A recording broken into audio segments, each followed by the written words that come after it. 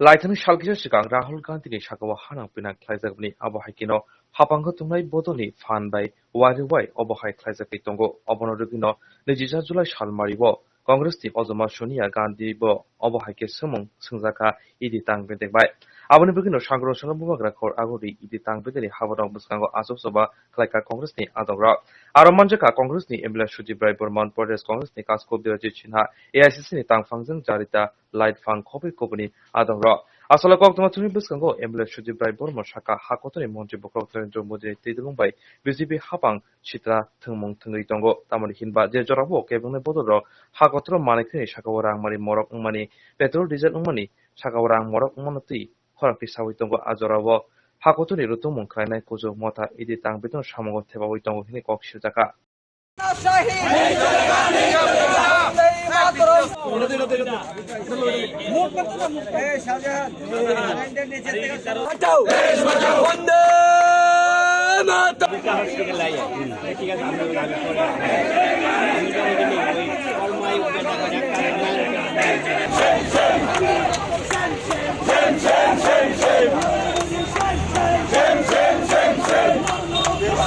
শুরু করতে পারে কি বলবেন এই বিষয়ে নির্বাচনের আগেই যদি ঘটনা হয় কিভাবে দেখবেন খুশি হব আমরা তো চাইছি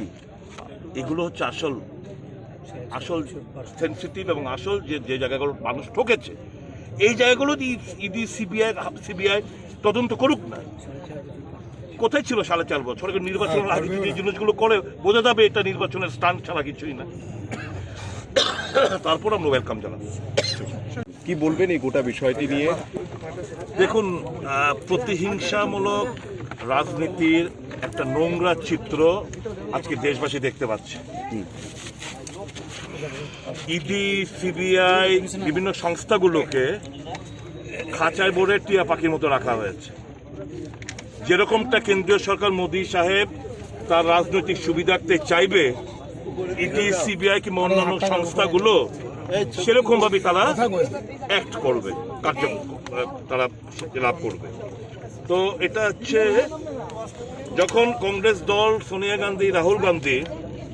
দেশের মানুষের যে নানা সমস্যার সম্মুখীন সে কৃষকই হোক জিএসটি নিয়েই হোক দ্রব্যমূল্য বৃদ্ধি নিয়েই হোক পেট্রোল ডিজেল গ্যাসের রান্নার গ্যাস নিয়েই হোক যখন এই সমস্ত কথাবার্তাগুলো বলে এবং টাকার মূল্য যেভাবে কমছে এই সমস্ত নিয়ে যখন দেশবাসীকে ওনারা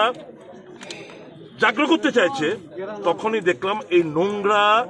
রাজনীতির বহিঃপ্রকাশ ঘটছে ইডিকে লেলিয়ে দিয়ে তো এতে কংগ্রেস দমবে না এতে সোনিয়া গান্ধী বলেছে ইনকো ইয়াদ রাখনা চাই আমি ইন্দিরা গান্ধী জি কা বহু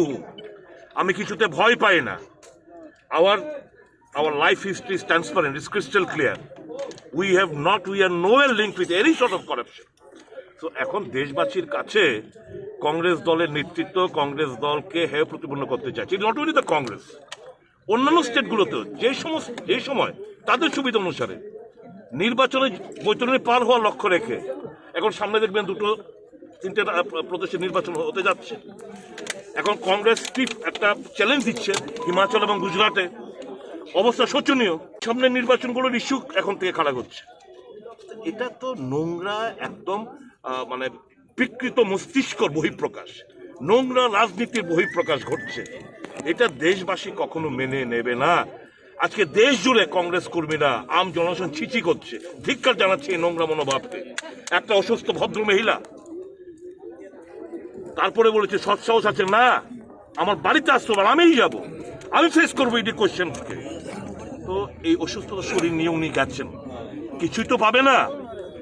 হাইকোর্টের অর্ডার সুপ্রিম কোর্ট স্টে করে দিয়েছে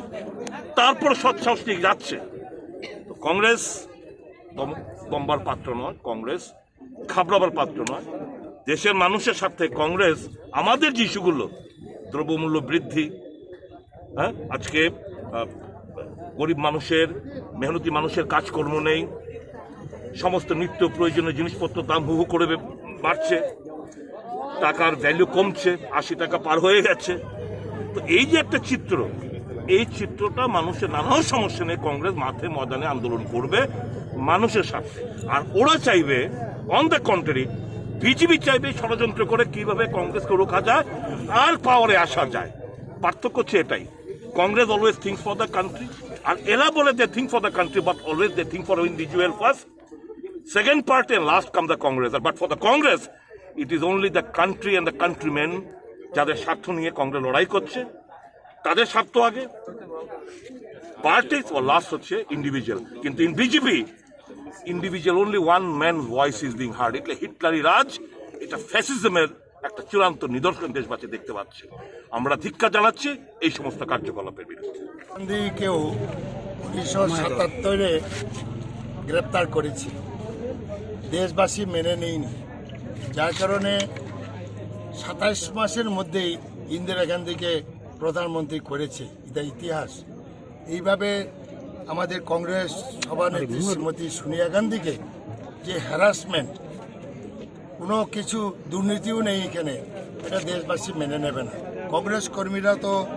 মেনে নেবেই না এবং দেশবাসী মেনে নেবে না। সুতরাং আগামী ইলেকশনগুলোতে বিজেপি পরাজয় হবে, মানুষ তৈরি হয়ে গেছে এবং আমরাও মেনে নিতে পারবো না। ধন্যবাদ।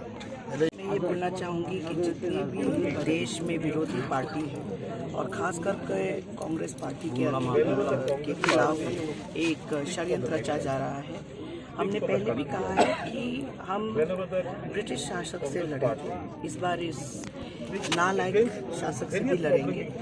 पहले भी हम नहीं डरे थे, अभी भी नहीं डरेंगे, उस टाइम भी नहीं झुके थे, इस बार भी नहीं झुकेंगे। और सत्य की जो लड़ाई है हम लड़ते रहेंगे, क्योंकि हम सबको पता है कि ये जो केस, झूठे केस जो फाइल किए जा रहे हैं विरोधी नेताओं के खिलाफ, विपक्ष के नेताओं के खिलाफ, ये कुछ नहीं बल्कि एक षड्यंत्र है और लोगों का ध्यान भटकाने का एक माध्यम है। क्योंकि इस देश में बहुत सारे इश्यूज हैं, चाहे वो जीएसटी की बात कीजिए, चाहे वो आप डॉलर की, इंडियन रूपी की बात कीजिए, चाहे आप कुपोषण की बात कीजिए, चाहे आप महिला सुरक्षा की बात कीजिए, बहुत सारे इश्यूज हैं जिससे ध्यान भटकाने के लिए ये जो नालायक सरकार है, ये जो भाजपा सरकार है, वो विरोधी दल और विपक्ष के नेताओं पे झूठे केसेस लगा रहे हैं। आप त्रिपुरा प्रदेश में ही देख लीजिए, यहाँ पे बहुत सारे झूठे केसेस लगाए जा रहे हैं, चाहे वो युवा कांग्रेस के प्रतिनिधि हो, चाहे वो हमारे कांग्रेस के वरिष्ठ नेतागण हो, तो सबके खिलाफ केसेस दर्ज किए जा रहे हैं। पर हम डरने वाले नहीं हैं, हम सीना तान के आगे चलेंगे। आने वाले दिनों में सत्य की जीत होगी और हम सब